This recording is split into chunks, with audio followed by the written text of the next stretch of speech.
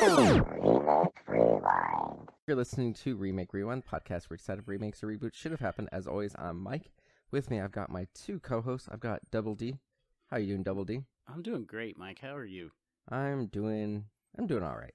Just all right? Just well, all right. I've got enough great for the both of us. Oh, good. Glad to hear it.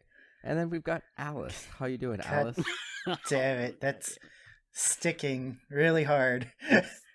You asked for a nickname and you got it. I didn't ask for this nickname. And you got it. No. I guess, yeah, you could say, for. Be careful what you wish for. Wishmaster. Oh, wait, wrong. Speaking of wishes, it's right in line with what we're talking about this week. We are talking about Aladdin and Aladdin. Yeah, 1992 and 2019. So the cartoon and the live action. I think it's safe to say that this movie, at least the 1992 version, was probably a big part of all three of our childhoods. I'm just assuming. Definitely. Yeah. Oh, definitely. Watching this movie again just made me happy just starting to watch it. Right. So I actually was Aladdin for Halloween in kindergarten. That's awesome. Now, what was messed up was my grandmother made me an Aladdin costume, but she only used fabric she already had. So the colors were off. So instead of having the purple vest, I had like a weird teal vest. And I remember... It's okay. Well, no, the problem was there was some kid who actually had the Aladdin costume, like the merchandise one, which that doesn't necessarily mean it was better, but it had the actual purple vest and the red cap that he has. Yep. So whenever everybody was talking about, I'm Aladdin or I'm Power Rangers or whatever they were, there was two of us dressed as Aladdin. And because that kid had like the purple one, everyone's like, he's Aladdin. And then my teacher was like, well, his costume is correct, so you could be Abu. And I got really upset. Oh, no. That makes less sense, though. I know, right? Totally makes less sense. I mean, I was smaller than the other kid. Oh, okay.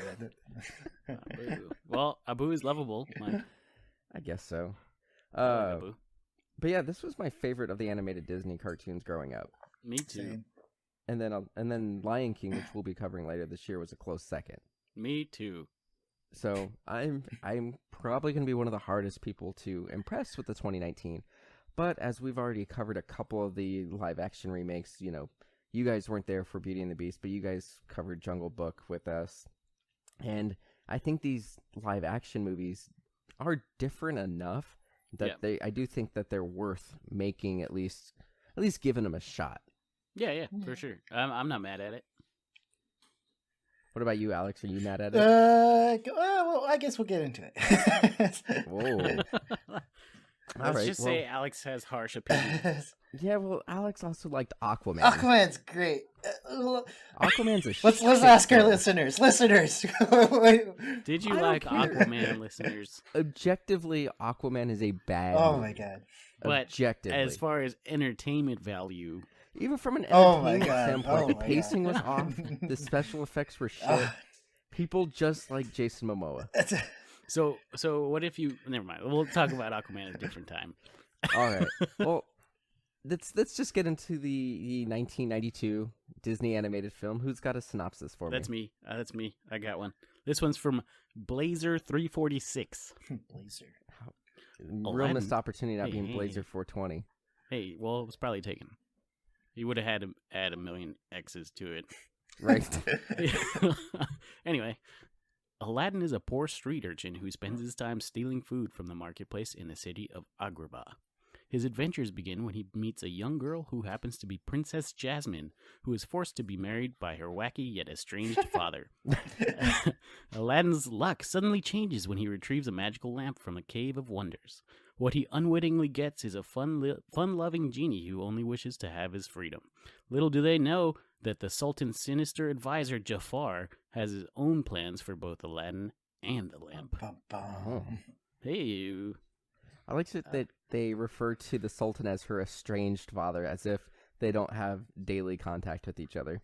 estranged father. Well, they just have very different opinions. They might be not see eye to eye on everything, but they clearly love each other in this movie. Oh, yeah. Well, I Estranged think is that not Sultan loved everybody. Yeah, it's not a very good word. My brain stopped working for a second. Like you said earlier, Double D, watching this movie immediately kind of gives you that nostalgia factor. Katrina and I actually watched this movie about a month and a half, 2 months ago, just for fun, and then I rewatched it for the podcast. And it's a great movie. It's super entertaining, and like most of the other Disney cartoons, it's only like 92 minutes. Mm. It's super short, super so quick, good. And super good. So good. I love this movie so much. It's great. So, what are some highlights for this film? I don't think we need to spend a ton of time on it, just because we know it's great. Just all around, this is a great movie. All the interactions between Aladdin, Jasmine, and Raja. I think Raja. Yeah, I loved all those lines. Genie, obviously, all his scenes was Robin Williams. Rest in peace. He was amazing in this movie. 16 hours that they recorded of him just ad-libbing. Have you guys heard the theories that this is actually set in post-apocalyptic world? Wait, what? I mean, it makes sense. Yeah, so there's go ahead, Double D.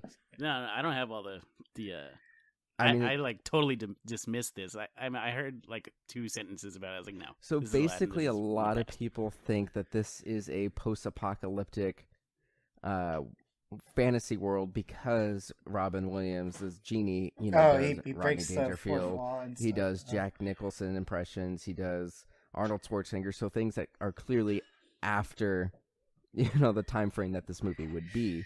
So the only way he would know this is if he had experienced these characters. So that's a theory that this is post-apocalyptic.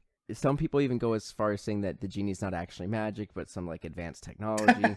But it's, I mean, obviously, the thing that you can say is him having true cosmic power is that he can exist in all time and space. Who knows? Who cares? Yeah, that's what it's I magic. would have said. He's a genie, all powerful genie. He can travel time if he wants to. Right. So that's the way I kind of saw it. So, but yeah, that's a pretty popular theory. Going into Robin Williams a little bit, this movie actually caused a rift between him and Disney for like 10 years. Yeah. Really? Yeah, so he actually recorded all of his dialogue in the late 80s, like in 87, 88. Mm-hmm. Mm-hmm. And basically, in a nutshell, he did this movie specifically because he wanted to do a movie that his kids can watch, because before this movie, he hadn't really done any super family-friendly stuff. He hadn't done, I almost said Robin Williams. He hadn't done Mrs. Doubtfire yet. He hadn't done, like, Jack or any of those movies. Even Ferngully hadn't come out yet. So this was kind of his entry point into family-friendly entertainment.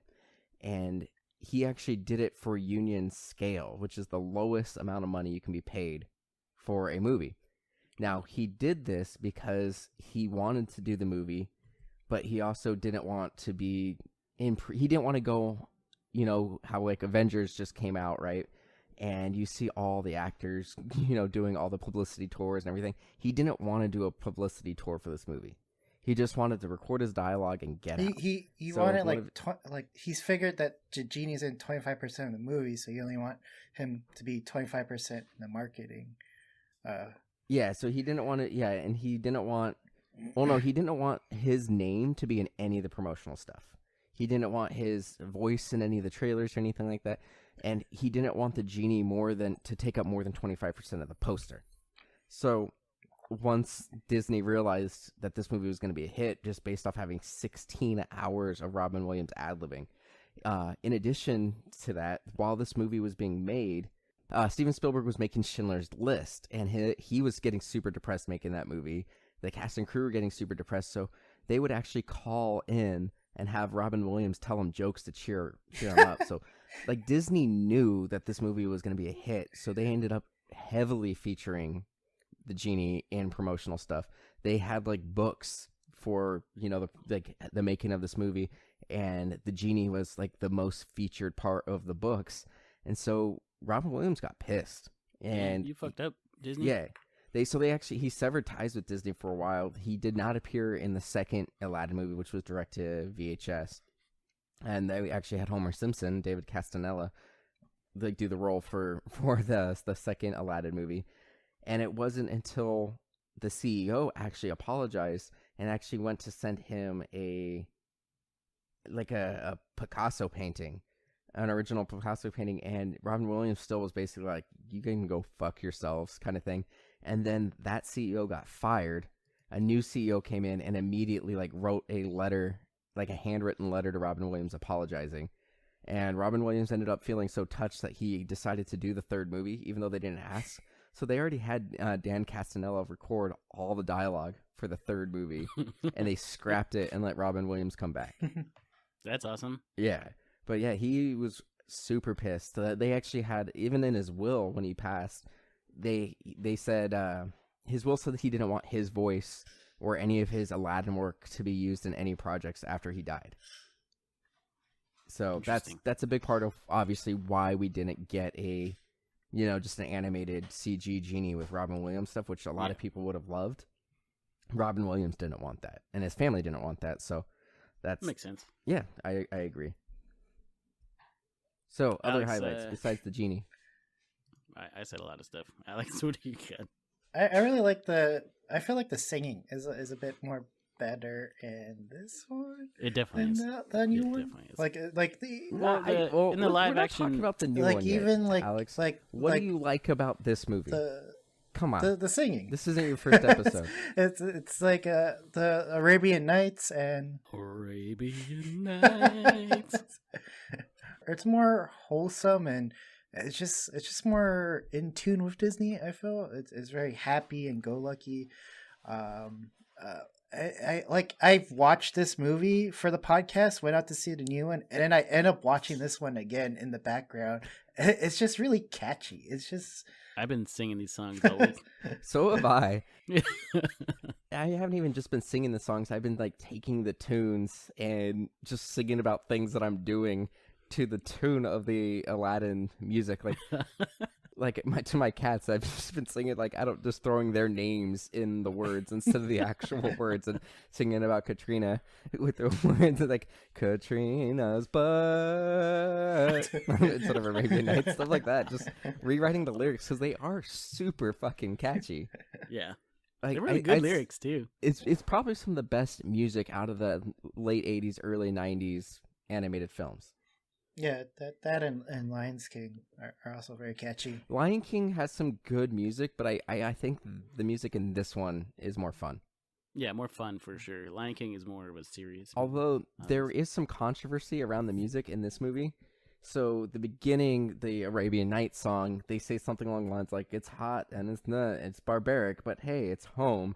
And a lot of people were offended by that because, saying that the Middle East is barbaric.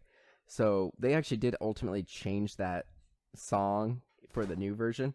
But yeah, that was some controversy around this movie initially. Did they change that in the Blu-ray? Because I don't remember. No, I own the Blu-ray. Still the same. I watched it on the Blu-ray. Still says barbaric. Because I've heard it's actually hard to find this movie now to get a copy. Well, the 90s movies are always hard to find because they go in the vault. In the vault. Fucking Disney. Didn't Disney say they're gonna change that for the streaming service? Yeah, so when Disney Plus comes out, they say all the animated movies are going to be there. Now, they don't necessarily say they're all going to be there on day one or if they're always going to be there, but they do say ultimately they're going to have like all the Disney cartoons at some point, and they are re-editing some of the more controversial ones like Dumbo. They're going to re-edit, and then Songs of the South they're going to re-edit because racism. Right. I mean, this movie was kind of chauvinist, but it was, and they, we'll talk a little bit more about that when we get to the second one because I think there's some obvious things to say about it in the second version of this movie. Yeah, they don't give Jasmine much to do, and it's kind of weird because I feel like Jasmine is very sexualized in this movie, and an animated cartoon, and they have her in their midriff, and I've heard guys my entire life talk about how hot Jasmine is, and it's a cartoon. Hottest Disney princess. I mean, she is the hottest Disney princess, I guess, but it's still You're an telling me you animated didn't have a cartoon. crush on Jasmine when you were a child? No, not really. I mean, I did for sure. and then especially people always talk about when she's in the red Jasmine costume at the end, when she's pretending to seduce Jafar, and then they make her she does a sexy voice. So it is a little problematic in that she has nothing to do in this movie other than have guys want her, and then her only kind of thing that she does to progress and not even redeeming factor. The only thing that she does to kind of move the plot forward is seduce Jafar so Aladdin can kind of get into the room. She doesn't do much in this movie. She doesn't. We'll talk about it when we get to the next movie. But so do you guys know who was supposed to be the original Jafar? Patrick Stewart. They really wanted Patrick Stewart, but he could not find the time to make it. And he says it was one of his biggest regrets is not finding a way to be able to do this movie. That would have been cool. Yeah, it would have been cool. He actually petitioned to be Jafar in the new movie, the live action. Did he really? He wanted to do it because he didn't get to do it originally. So, yeah, that was one of the things that they tried to do. Gilbert Godfrey as Iago was fun, although his voice is super great. It gets a bit much. I was like, I loved it. I don't know. I think it works for the character. I like. Exactly. I like the transition where he's like, he just pretends to be a parrot, and he's like, "Jeez, where did you get this guy?" I'm like, "This is great."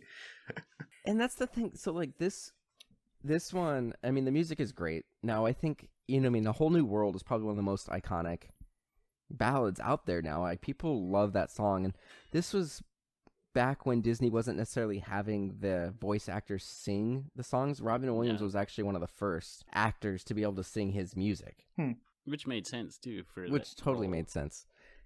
Oh, actually, I guess I do have one complaint. Is like, why did Aladdin just, like, he was doing so well, and then he just refused to give Genie his last wish of freedom. I was like, man, dude, you like... Well, and that's you couldn't do it without him. As a child, I didn't see any issues with this movie. As an adult, so when this movie came out, and like they re-released it in theaters like 5 or 6 years ago, I went and saw it in theaters. I loved it, and we've had it on DVD or Blu-ray for as long as it's been out.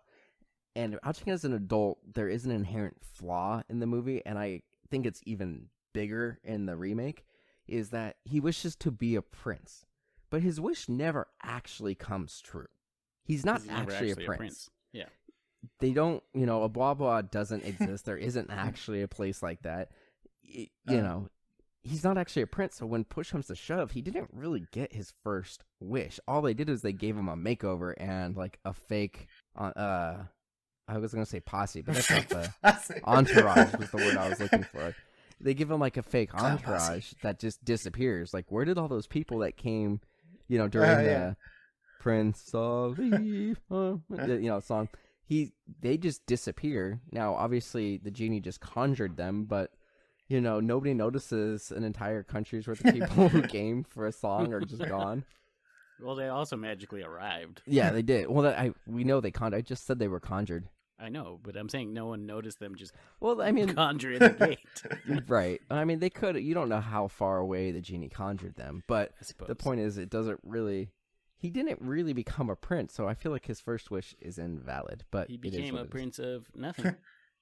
Yeah.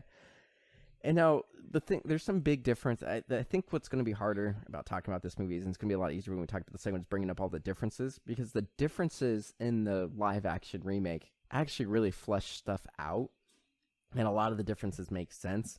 So I don't really have a ton. Like, I've got a lot of notes on this, but it's more like along the lines of things that are just different from the original one. Well, I watched this with Amy, and obviously Amy loves it too, but she actually pointed out a lot more. I watched this movie with rose-colored glasses. Right. It's hard not to. But she kept pointing out, like, there were different scenes in the movie where they were in different, like, climates, and it didn't make sense at all. Like, and that's the thing, is Agrabah's not a real place. Now, some people say it's like Baghdad, and, they take place in two different areas in the two different versions of the movie. But, yeah, it doesn't really make sense that there's... Yeah, I agree. Like, where did the snow come from? Now, they do say, like, the edge of the world for the snow. Yeah. But they also go to, like, a shoreline at some point. And when they pan out to the entire city, they're, like, in the desert. And also, when he meets Genie, they're in the desert with nothing to be seen. So it's hard. Right. Well, and there's certain things that make more sense when you do the live action. Now, the live action one is, full 45 minutes longer. It's like 50% longer, so it's a little bit easier to flesh kind of that stuff out. But the new one still kind of has some of that same kind of stuff. At this point, I think we can probably move on to the 2019. because I think it's inevitable that we're gonna start going back to the 1992 to compare, and I think that's really what it's gonna be. So let's move on. So this is from Noah. A kind-hearted street urchin and a power-hungry grand vizier vie for a magic lamp that has a power to make their deepest wish come true. And that's from Noah Orient. Thanks, Noah. Thanks, Noah. So I gotta say, I was really excited about this movie when I heard it was coming out. I was really excited when I heard Guy Ritchie was directing it, because I'm a big Guy Ritchie fan. I love his early stuff, Snatch. I love the Sherlock Holmes movies, Stock and Rolling Barrel. Like, he's got some great movies. The Man from U.N.C.L.E. I love all of these movies, and he has a very interesting visual style. And I was really interested to see what he was going to do with this. Now, I do think that there isn't a ton of Guy Ritchie flair in this movie, but I think there's just enough. Really? I think there are a few really interesting shots. There's a point, and so today I went to see Godzilla, King of the Monsters, which I didn't like. Oh my god! I didn't like the 2014 one either, though. I'll give you Bryan that Cranston one.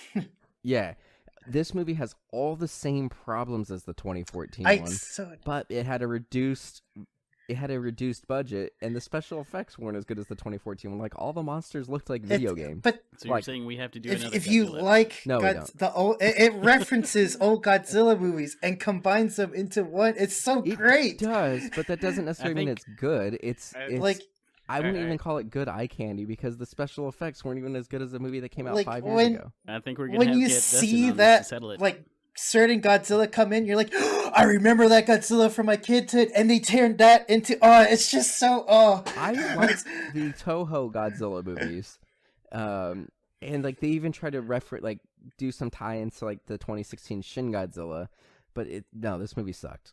Anyway, I went to go see that movie today, and then I decided to just kind of hop theaters and go rewatch part of the 2019 Aladdin, the one we're discussing now, and I watched like the last hour of the new one again, and so I've got a decent amount of stuff to say about this film, but one of the things I got to say is I did see a couple of the shots that I really like from Guy Ritchie. So some of the things he does at the beginning of the movie, the one jump ahead, which is when he's like running away from the guards. They do a few things where they speed. Well, the parkouring, but there's points where he and Jasmine are like up on their riding something. I don't remember what they're riding, or they're on it's like a cart or something. They just and the frame rate speeds up a little bit, and it gets a little jumpy. So that was kind of cool. But I feel like it looked odd. And wait, are you talking about the beginning when he's the beginnings? It feels like one jump. Yeah, when they're waiting for the cart and they like hop on the back. It feels weird. Like, I didn't like it. I thought it worked with the song, because it did the part in the song where it started to speed up. Because so I actually thought it worked. I felt like it mismatched for me. I mean, did you watch the new John Wick movie? Because the John Wick sped up all the action scenes, and it looked weird, and I don't think it looked at that. I saw the John Wick. I like it. I didn't mind it too much. So the reason that they speed up things in action movies like that in John Wick is because somebody couldn't do the choreography correct. That's normally why they do it, is to make it look better when somebody was slow or choppy with it. So that was to hide a mistake. There's more. I mean, like, you have to understand they're doing choreography, so like that I don't have to understand that. Look at The Matrix. Look at the first two John Wick movies. Don't make excuses for them rushing through something. You don't have to make excuses for a movie and everything. The people behind the first two John Wick movies, like the first two John Wick movies, are incredible. The first half hour, there's like of a John sequence Wick 3 was in incredible. Aladdin where like it's weirdly high, like sped up, and he's like backing up the stairs, and the lady's like, "Oh, I like a taste of him." It just felt weird. Yeah, it was supposed to be frenetic and everything, and I think it was and it was matched with. If you watch it again, it's matched with the song. When the song changes tempo is when it does it. It makes sense. I agree with both of you. I thought it was a little weird, but I do think it matched with the music. So it took me out of the movie a little bit, but then I was like, whatever. It definitely was a little jarring. Like, I noticed it, but I was like, oh, that's interesting, and it's Guy Ritchie, and that's a Guy Ritchie thing that he does. He does that in a lot of his movies. Like, if you watch the Sherlock Holmes movies, Not just the part where like Sherlock Holmes is going to fight somebody and he's like, I'm going to kick him in the knee and then punch him in the ear and do that thing and that speeds back up. It's like that, but also in the second Sherlock Holmes movie when they're like in that scene where they're running through the forest and they've got that giant like cannon shooting at him.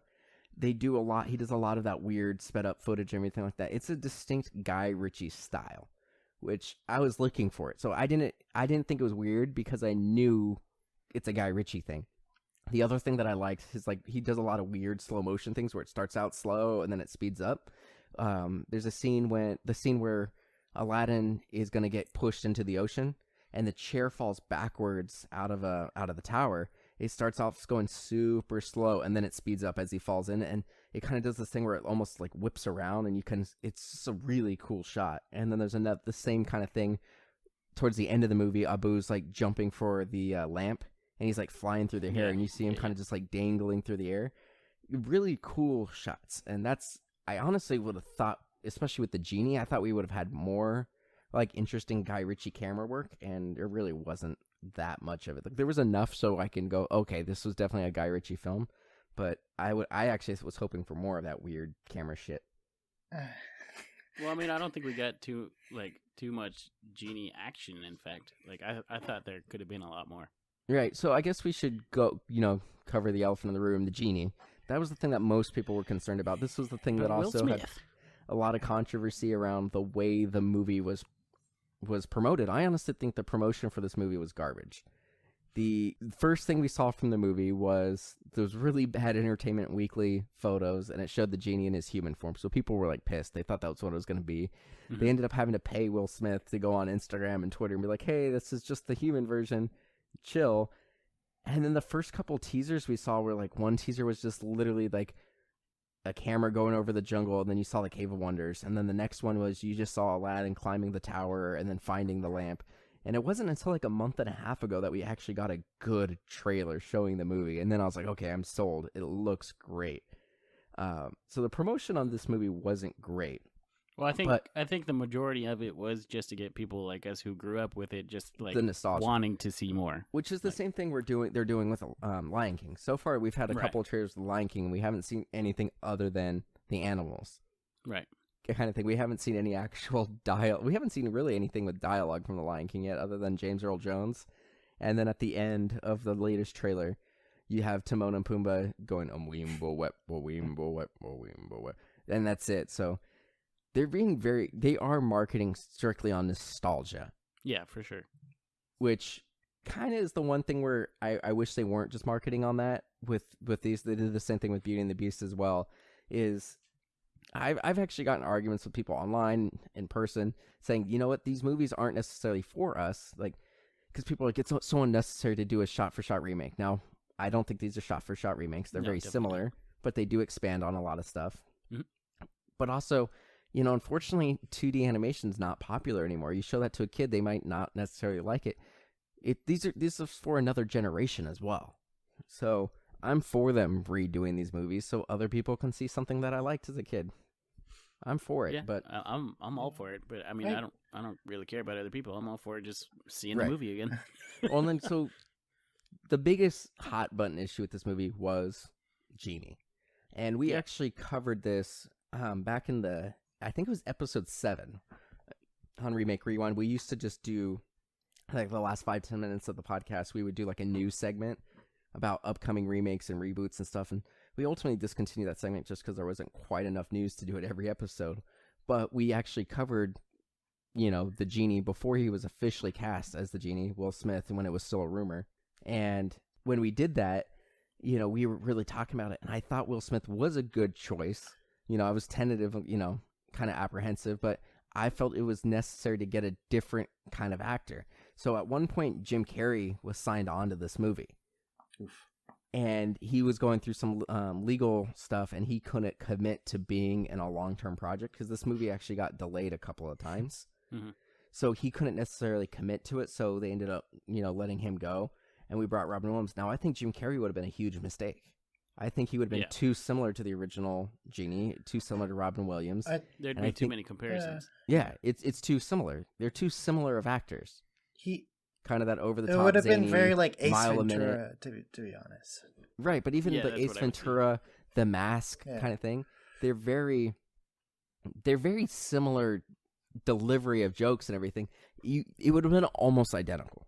Like how would you really? It would just been like Jim Carrey. Sure, he would have ad-libbed some other stuff, but it would have just sounded like rejected Robin Williams stuff. So I think you needed an actor who's charismatic, and Will Smith is a very charismatic actor.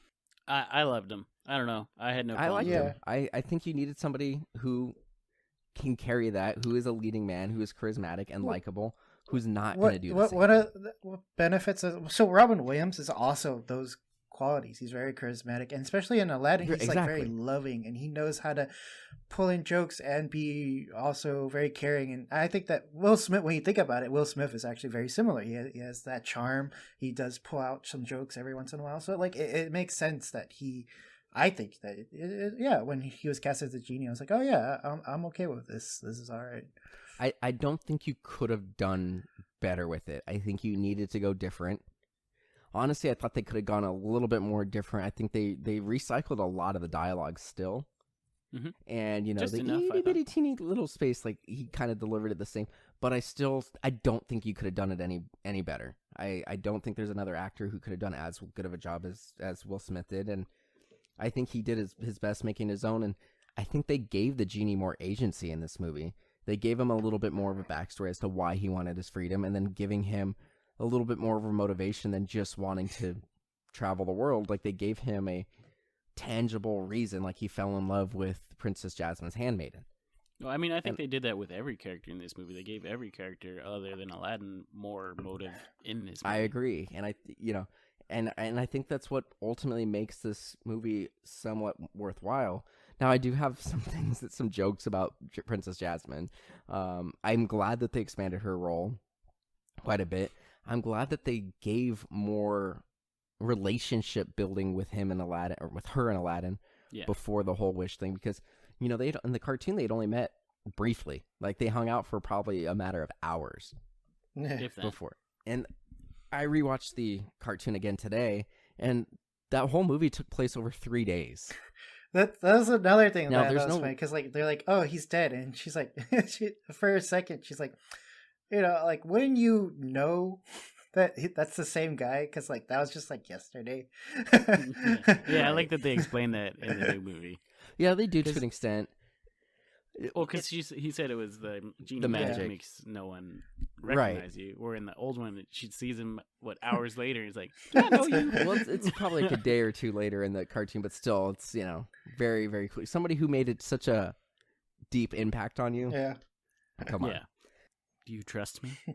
So, and that was one of the other things I liked, is they streamlined at the beginning so they can spend more time on other stuff. So in the cartoon, it opens up with the Arabian Night. It opens up with the Cave of Wonders with the, and this one they make the Cave of Wonders and everything with Jafar is a little bit different. But, for all intents and purposes, the real beginning of the movie when we're introduced to Aladdin. In the cartoon, you get the one step ahead of the other, done as he's stealing the bread Yeah. and like wandering around the city. And then you get a second chase scene when he saves Jasmine. Well, in Right. this one, they combine the two Mhm. and everything. And by combining the two, it allows us to have more time to develop that relationship. So they spend the day in the city together. And then later on, because Abu stole her bracelet, he has to break into the castle and they have another rendezvous. And, they're supposed to have a third rendezvous. And at this whole time, like, Jasmine's pretending to be the handmaiden. So, it adds a little bit more shock factor when Aladdin finds out that she actually is the princess. Jafar, one of the big differences in this is Jafar directly takes him to the Cave of Wonders and is like, hey, Instead of I'm going to locking help. him up and He tricking doesn't, him to go there, yeah, right? he doesn't pretend to be the old man. He just is himself, and brings him to the Cave of Wonders. And Jafar got a much deeper backstory in this movie as well. He started out as a street rat. He has this like tick about being second best. Like, he's got this guy basically doing human trafficking, finding him homeless people to bring into the Cave of Wonders.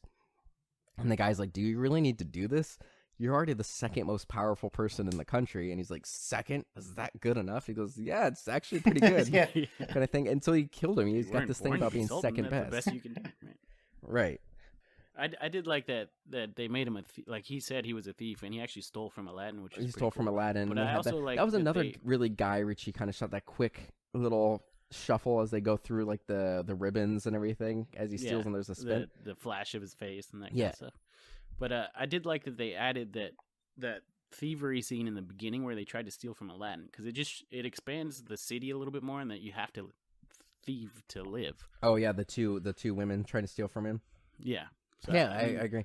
And one of the things I really liked, I'm glad you brought up the city, bring to life, is now one of the things I didn't like about this is I felt like it was a little too clean of a city. Like the only time you saw that it kind of looked dirty and there were people suffering was there was that one woman with her kids, and like they were covered in dirt. But other than that, like the city was super clean.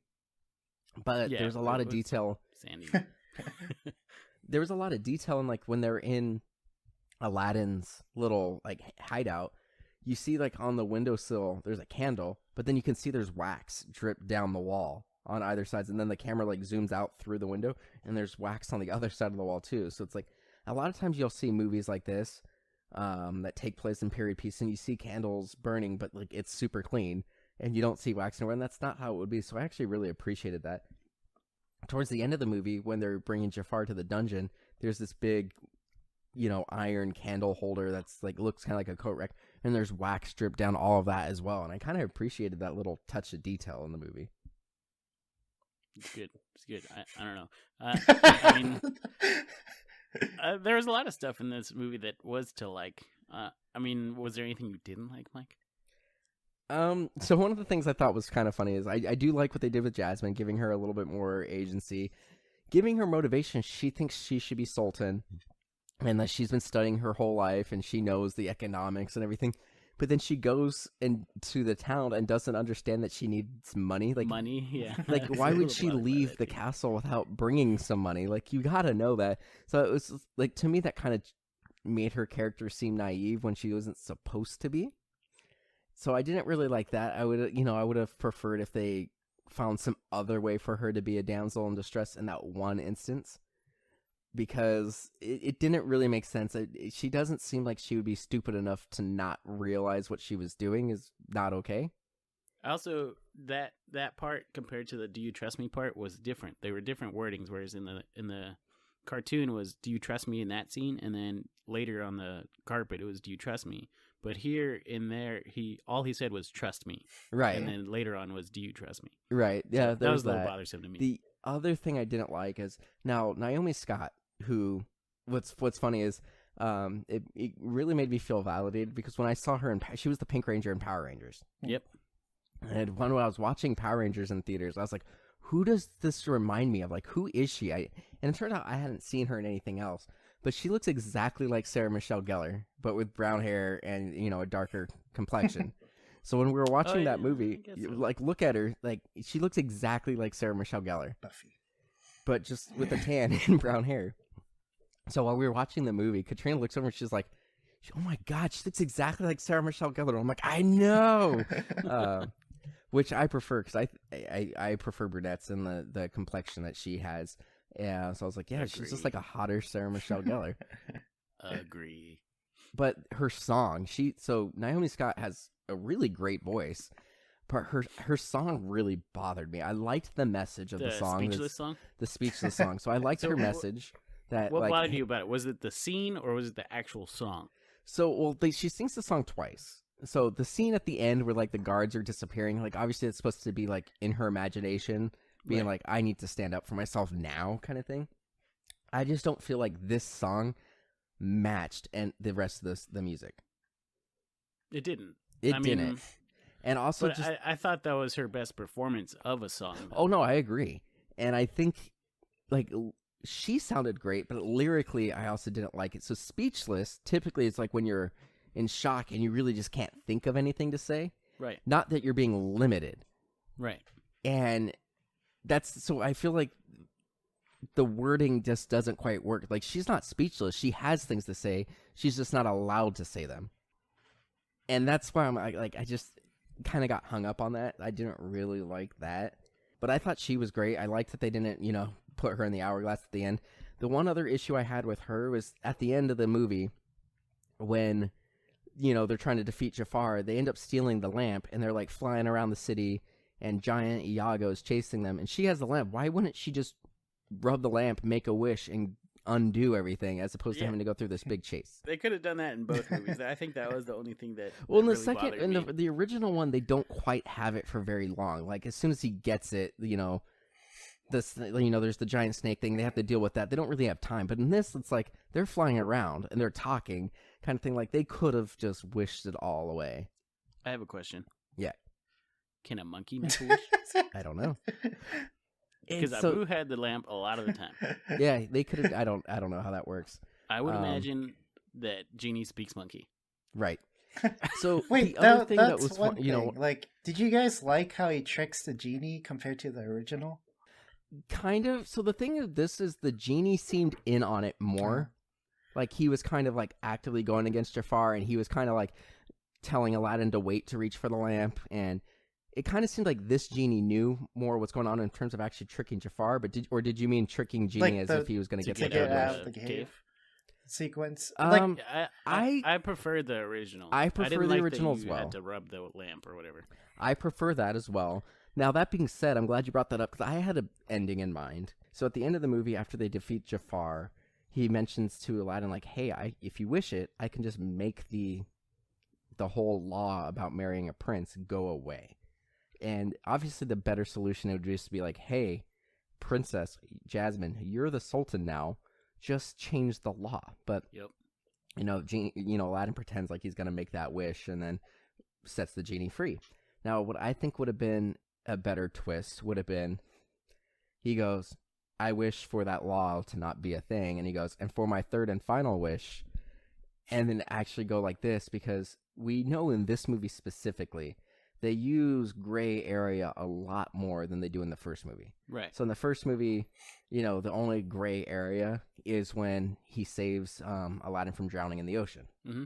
Where in this one, he does the gray area, like, hey, we need to make this contract where, we can do the wish, where even if to save your life kind of thing, and, I backdated it, and he, like, makes Aladdin sign the thing underwater. But also, when Jafar, at the end of the movie, wishes to be the most powerful being in the universe, he doesn't explicitly say genie. No, he doesn't. But he does says genie in the cartoon. Yeah. Yep. Now, genie specifically says, hey, there's a lot of gray area in most powerful being, and then he makes him the genie. So right. this Wait, makes it more like... Does he say cosmic being or something like that? I feel like he says that in the... He says, but he doesn't explicitly say genie. Yeah, he doesn't Yeah, say he genie, says- but I think he says like cosmic, the most powerful cosmic being, and that's like... Something along those lines. But either way, he doesn't explicitly say genie. And he said, and Will Smith's genie says, there's a lot of gray area with that, but as you wish, and then he does it. So this shows that the genies have discretion on how to actually fulfill the wish. Right. And he even says it to Aladdin when he says, make me a prince. And he goes, there's a lot of gray area there. That was funny. I like that sequence. Hey, y'all see my castle? Exactly. I just want to go home. Right. So it shows that, in a lot of other movies, like at the beginning of the episode, you referred to Wishmaster, Alex. And, other movies, and even the second animated Aladdin cartoon, the Jafar is the genie in that one. And he, flips the wishes to make it go against what the person wishing actually wants. So the genies have power, and it's always be careful what you wish for. You need to be very carefully word what you want, so that way you actually get what you want. Because the genie can flip it. Like if you say, "Oh, I want the sunken treasure of Atlantis," well, the genie can transport you to Atlantis underwater, and you die, kind of thing, right? Right. So you got to be really careful. So like what I would have paw liked, stuff. exactly. So what I thought could have been interesting and played with this whole dynamic a little bit would have been, if he wishes to, for that law to go away, and then he goes, for my third wish, and the genie goes, wait a second, you don't get a third wish, that was your third wish. And he goes, no, I wish to be a prince. And immediately he goes, I didn't have a country, I didn't have people, my stuff wasn't on a map. Jafar immediately knew I wasn't a prince. The Sultan kind of bought it, saying, well, new countries pop up all the time. Jasmine didn't believe I was a prince. Really, I was never actually a prince, so my first wish is forfeit. And then the genie has shown that he can use technicalities and go, oh, okay. And then he could have made that first wish null and void and then wished for his freedom. I think that could have been more interesting way to end the movie. Yeah, I feel like that's too much work.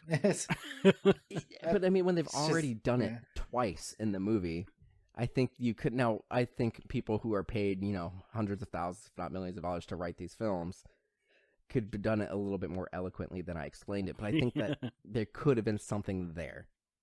Because I think as an adult, both times watching the animated film and this one, it's like he didn't technically get his first wish. He was never actually a prince. He just got like a queer eye for the straight guy makeover kind of thing. So, I mean, what they could have done was he could have been like Aladdin could have done like his sassy talking to the genie, and then he could have married them, and then he becomes the prince, right?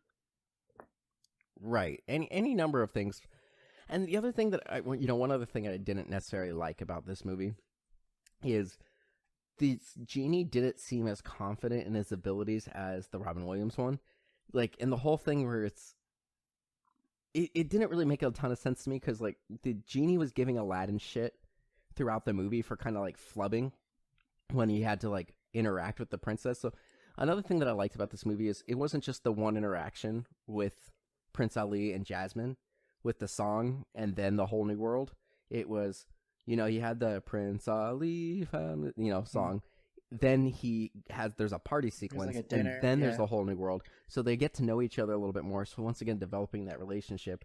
But he kind of flubs when he introduces, talking about like jams and jellies and stuff like that. And he's super awkward. And then he's super awkward at the party. What I like about this movie is that it's essentially Hitch, but as Aladdin, as a genie. But I like it because like he's like giving him like talks and pep talks. He's like, all right, well, it's very similar to like him giving pep talks to Kevin James.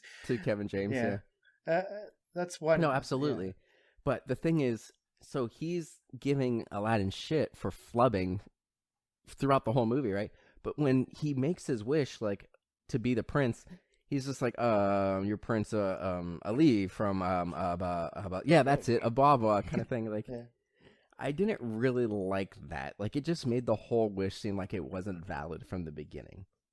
Like, they were just kind of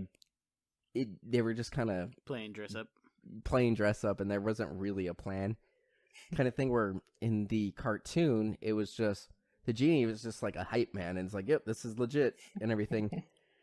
I didn't really understand, and in both versions, like, you need to go tell her the truth that you're not really a prince. Well, then my wish didn't come true. If I wish to be a prince, I should really be a prince. Now I get that there's ramifications for that. Maybe another ruler has to die somewhere, or people lose wealth or whatever. But like, he should have, like, he technically didn't get his wish. Is all I'm saying. True. You're right, Mike. I know I am. I guess it is. It's technically yes, but it's like a gray area, right? Isn't it the same where he's like, I mean, you're kind of like a prince. We're putting on this whole charade that when you push are. comes to shove, they're talking about, and especially in this movie, it's even more kind of important that he actually is a prince, because Jafar is lying to the Sultan, saying that some of the neighboring countries are amassing soldiers and that war is inevitable and they need a prince with the military for alliance. Like, if, let's say this went through and he did get married and then the kingdom's like, hey, we're going to war and we need your resources, he doesn't have any. Well, the ramifications for not actually being a prince are significantly one reason why bigger. Jafar was pushed. I feel like that's just one reason why Jafar was pushing for it. This wasn't necessarily a qualification. It wasn't like a prince with a military. No, I agree, but I think Jafar really wanted to go to war, and if they did go to war, he would want those resources, and they wouldn't be there when push comes to shove. Or let's say Agrabah did have a famine, something happened, Abwaba doesn't exist, and he couldn't actually help that kingdom.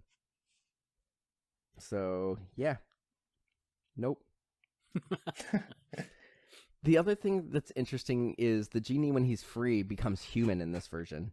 Yeah. Well, he mentioned that when he said he's free. He does, yeah. He mentions it, but it's interesting that he doesn't get his magic like in the cartoon version. Yeah, I would prefer him to still be a genie with no chains. The other thing I really liked was the carpet in this version. It made a little bit more sense why the carpet was so loyal to them, because they saved him from being trapped under that boulder. Yeah. Instead of just following him through the cave. Exactly. Did you notice that the carpet did the Carlton Did during it really? Sounds Like Me? No, Yeah, it it did did. I did notice Yeah. that when he was building sandcastles, he built a Disney castle. He built the Disney Yeah. castle. Yep. Yeah. Yeah, it's pretty good. So some of the other differences, there's no scarab to get into the Cave of Wonders like in the Yeah. cartoon. We already talked about Jafar doesn't try to hide his identity at all, which is also weird that Aladdin didn't immediately recognize Jafar as doing what he did when he becomes Prince Ali. Like, there's nothing to that. Like, he does say, like, that's the guy, but he doesn't really try to do anything about Jafar trying to murder him, really. That was a he little doesn't. strange. Well, I mean, I think it's more so because he figured he didn't recognize him, and he didn't want to instigate that. Right, I guess. But ultimately, yeah, I don't know. It's just a little strange. And I'm saying negative things about this movie, and I did enjoy it. I really did. It's just, there are, when you go to expand, like, as much as they expanded, it also does make the overall issues with the story even more apparent as they try to fix things. And yeah, so there was little things like that. Like, I still think that having Jafar in disguise could have made more sense. Other than that, do you guys have anything else? What did you guys think about the singing? I actually enjoyed it. I thought that I think A Whole New World I thought was serviceable. Actually, when I saw it in the trailer, I thought they might have dubbed the original for a second. There's points where it sounded very close. And I actually liked Aladdin's, the live action One Step, actually a little bit better. I thought his voice was better than the original Aladdin. Yeah, although agree with that. Yeah. Although I don't think he was as strong of a singer as Naomi Scott. So A Whole New World, there was a disparity there. Really? I thought it was the other way around. I thought he was a better singer than Naomi. No, I thought she was a better singer, but that's fine. She didn't You can have as much different opinion on it. range. I don't think his voice was as good. Although I think I did have an issue with accents in this movie because the Sultan has like a thick Middle Eastern accent. Jafar has kind of a different accent, but it makes sense with his upbringing. He came from lower class, blah blah blah blah. But Aladdin, the actor who played Aladdin, Mina Assad, is Egyptian-born but raised in Canada. So he basically has, an accent that we're used to. So he just has almost an American accent. Canadian. Canada, Eh? eh? Naomi Scott is British, so she's British, Persian, and like Indian. But like if you listen to her in interviews, she has a thick English accent, but she kind of does like an American accent in this movie. Yeah. I don't know. So I didn't really didn't really bother me here.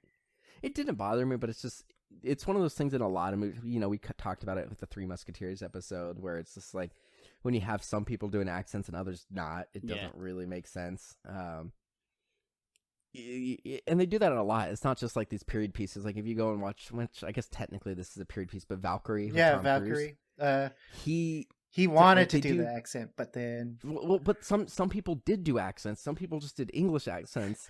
Some people did German accents. Some just did their American accents, and then it just doesn't make sense. Like pick one. Like Brian either go for it Singer or told don't. him not to. He was like, it's just gonna end up being like a Mel Brooks. Like if you can't do it, just don't do it. Right, which is fine not to do it, but then don't have other actors doing it. Is my thing. Keep it consistent. It's fine. What did you think about the singing, Alex? I didn't think I felt it wasn't as on par as the original. Like that, I really like Yeah, you're wrong. the So original. I agree with you. I don't think it was as good as the original. I do think that Aladdin was a better singer than the original singer, but I did like that the actors in this were the ones singing the songs as opposed to the Yeah, Right, and I think you dub-overs. have to take that into account. It does change. I mean, because the actors just weren't the original singers in the original movie. Like one of the benefits, I guess, of because like of animation is just like you could have another person do it and stuff like that. But Well, they've done it's that in just live action movies too, where they have other people Just sing. dub. but it they looks dub. weird. Like it doesn't match up, and you feel like it's not as coherent. I didn't like You've Never Had a Friend Like Me as much as the original. I think, I'm glad that it was different enough. It was enjoyable. I didn't think I expected more vocally from Will Smith. Just because, he's a multi-platinum artist. Now, Katrina and I disagreed on this. She actually really liked his voice with the exception of the Arabian Nights. Yeah, the Arabian Nights, I felt it was a bit like. But I also think bit that rough. being the opening to the movie, it's a little bit like before you've actually had a chance to adjust to Will Smith being that character. You already have it in your head. Yeah, it's just like it's a weird way to start it. But like Katrina really liked the Prince Ali song and You've Never Had a Friend Like Me, where I enjoyed the numbers, but I definitely preferred the Robin Williams versions of the music. Yeah. But I mean, I still enjoyed Will Smith's renditions of those more fast, rappy, he does this kind of sing-talking rap song versions of it. Yeah. I did like what he did with it, and I'm glad that they went different, but Me too. I do prefer the Robin Williams versions, but I think that's more from nostalgia, because Robin Williams isn't necessarily a good singer, but it just fit with the character. I think we've touched on most things. Anything else you guys want to talk about? I did think it was weird that, during the end of the movie, when Jasmine's wearing that bluish pinkish outfit, like pretty much for the climax of the film, and she has her second time singing Speechless before standing up to everyone, she's wearing a very phallic necklace. And I'll send you guys a picture of it later, but she's definitely wearing like a phallic shaped necklace. Can't I thought say that was I a little noticed. strange. Yeah, I'll send you guys a picture right now. Let me find it. I think I have a picture already. Amy did mention that she never really had the old Jasmine costume, which makes Yeah, she sense, did. right? I mean, belly showing and everything. Yeah, I mean, kind of. They had like flesh colored fabric, but she had like the teal outfit. Yeah, she had a teal outfit, but I don't know. That's not what I Oh, said, that's Mike. weird. That's what Amy said. Well, Amy's wrong. Oh, what's weird is the promotional stuff, like the images, doesn't have the same necklace as what's actually in the movie. Never mind. Because I rewatched the end of the movie today, and it just kind of caught me off guard. I was like, that's weird. She's got a dick on her neck. I don't know. Overall, I really I liked enjoyed this it. movie. I thought it's exactly what a remake is supposed to be. You expand on, you don't fix what isn't broken, which I don't think that this did. You expand on certain aspects, and I like that they gave agency to Jafar, Jasmine, and the rug as well, the flying carpet, and the genie. I liked that. Yeah, they expanded all those roles pretty nicely, And they added, another female character in the handmaiden. The question I more want to ask is like if when you guys have kids, like which version would you guys show? Both. Yep. I would show the cartoon first.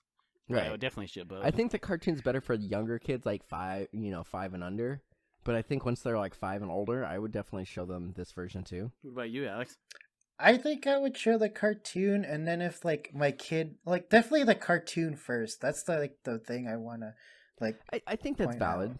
And then if they like my mean- kid like ends up really liking Aladdin, then yeah, like I didn't hate the new one. Like I just think that the original still holds a higher position for me. I think that's I'll agree with that. nostalgia, though. No, but I mean, think that's more just.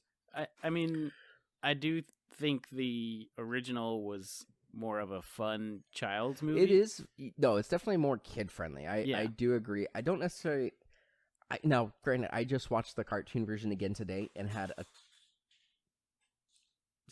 I just watched the kid version or the 1992 version again today. So I've watched it twice in the last month and a half, and I did find it more entertaining. Now, I do think part of that is nostalgia, but just like a lot of the Disney cartoons for that period, there are weird issues with the animation. There's parts where like Aladdin turns white at the end of the movie when he was, a person of color the whole movie. Like there are issues with the animation. So I don't want to say it's a perfect movie. Now, I love that movie, and it's my favorite of the Disney animated films, and I think the live action one is one that I'll probably like more with repeated viewings. But I liked the movie. I didn't love it, but Katrina loved the new one. I loved it too. I liked it a lot, and I really want to watch it again from like the beginning. Like I caught the last, like I said, 45 minutes to an hour again today. But honestly, I it made really me want more to go back excited and to see watch. Lion King. What was that? Honestly, it made me more excited to see Lion King. Me too, Since and this one was done so well. A few months ago on Instagram, when like the first Lion King trailer dropped, I remember seeing online and on YouTube people just like, this is stupid and pointless. Why the fuck are they gonna do this shot for shot? Like people getting actually angry over Aladdin and Lion King, and then some people are like, I'm not gonna reward Disney. I'm only gonna watch one of them. And it's like, come on. And so I did like I think like a 3 or 4 minute like Instagram live video just being like, this is stupid. Like, and I used examples from Beauty and the Beast and Jungle Book where it's like, Beauty and the Beast completely changed the way the curse worked. They completely, they updated it, made it a little bit more historically accurate in terms of them not having a bookstore. She had to go to the church to borrow books. kind of thing. They, updated the curse, blah, blah, blah. The Jungle Book is a completely different ending. He didn't go off with the girl. They made him an inventor. They explained why the animals all worked together because there was a drought, so they kind of had to work together to survive. It made sense. And like, these aren't the same movies. Like, they're, the backbone and the skeleton's the same, but the meat and potatoes are different. So I enjoyed it. I think it was worthwhile, and I want to watch it again. Same. Alice? I mean, I'll probably, like I said, I didn't hate the movie. I might eventually check it out again, like if it's ever on TV. I was like, oh yeah, I'll watch this or something like that. Well, it'll be on Disney Plus. Faux show. Well, I'm gonna buy it regardless. Yeah, I'm gonna get it on Blu-ray when it comes out, and I mean, I'm gonna be on that Disney Plus thing from day one, just because all the Marvel stuff that's coming out. Oh yeah, and it's only $6 a month, so that's pretty good. Yeah, and it's gonna have like all of Disney's back catalog, and it's gonna have all the all the Fox properties as well. You know what's better than $6 a month? What? Free. Yeah, well, I don't expect them to give me that for free. Well, we well, can't get for free. Yeah. Get a month free at Audible. audibletrial.com/MDXpods. All right, well, I think we talked this one to death. There are definitely things that, we didn't go over every difference. We didn't go over every beat of either movie. I think the 1992 one, and pretty much everybody's seen, so we don't really need to go into detail on this one. And I think people should go watch this film. I agree, at the very least. But should it have been remade? I'd say yes. I think it did enough, and I'm one of those people that think, we've talked about it a lot. If you do enough different, if there's from it's a different medium, really, live action from animation. You could do a lot, you can do a lot of the magic stuff. Like, if this was to be done 10 years ago, or maybe not 10 years ago, but 15 years ago, like, this movie could not have been a live action movie in 1992. Agree. Yeah. And with, the special effects we have today, it looked like the genie looked incredible. I thought he looked fantastic, and that's not something you could have done, even realistically 10 years ago, even though we had the Marvel movies. The whole not having the lower half, the tail and everything would have looked kind of hokey. I thought it looked incredible. Yeah, it was a lot of fun. I liked how they had like stars and like the cosmic kind of stuff in the tail. I thought it looked great, and I think that this is not necessarily, it's a movie for us who grew up in the 90s, but it's also for a new generation, and I think it delivered, making a new experience out of Aladdin. So I think it's worthwhile, yes. Alex? Yeah, I mean, did it have to be remade? I don't think it did, but I mean, nothing has to be remade, but is it worthwhile? Is it worth being remade? Yeah, I guess. Like, I liked Will Smith. Like, for me, his take on the genie. I thought Mina Massoud as Aladdin was great. Yeah, I did too. I thought honestly, he was fantastic. It was a bit apprehensive going into it, but I think he did an amazing job. Yeah, I found it to be very charming, and I'm glad that. And I think culturally, just like Black Panther, I think culturally this is important because there aren't very many movies with people of color, especially of Middle Eastern descent. And he's Egyptian. The actress who played Jasmine is like Persian and Indian. The guy who played Jafar is like Turkish and I can't remember, and like Dutch or something like that. So they actually, there are not a lot of roles for this. And the guy who played Aladdin, Mina Massoud, said something along the lines of like, this was a dream come true because there's not a lot of work for him, and especially to be like the lead in like something this big. It's not going to happen very often. And I'm glad that, between him and Rami Malek from Mr. Robot. Mr. Robot and Bohemian Rhapsody, that there are some. Now Rami Malek is going to be the villain in the next Bond movie. So like, we're finally getting more roles for people who aren't white, which, I think is a good thing. Just like, finally phasing Mike out. Yeah, right. Just like Black Panther last year. And do I think Black Panther was as good as, should it have been a Best Picture nominee? I don't necessarily think so. But I think culturally, it was probably one of the most important movies culturally last year. Just from that cast standpoint, the design standpoint. So it was a big deal, and I'm glad that, there are people other than white people in movies. And we kind of talked about it in Hellboy as well when they, they recast a white man. They cast a white man as that Asian character, and then when that white actor Ed Skrein found out, he dropped out, and then they got Daniel Day Kim. I think it's great that we're finally, as a culture, realizing that you can have other cultures in movies and people will still watch them. Hell yeah, as long as they're good movies. Yeah.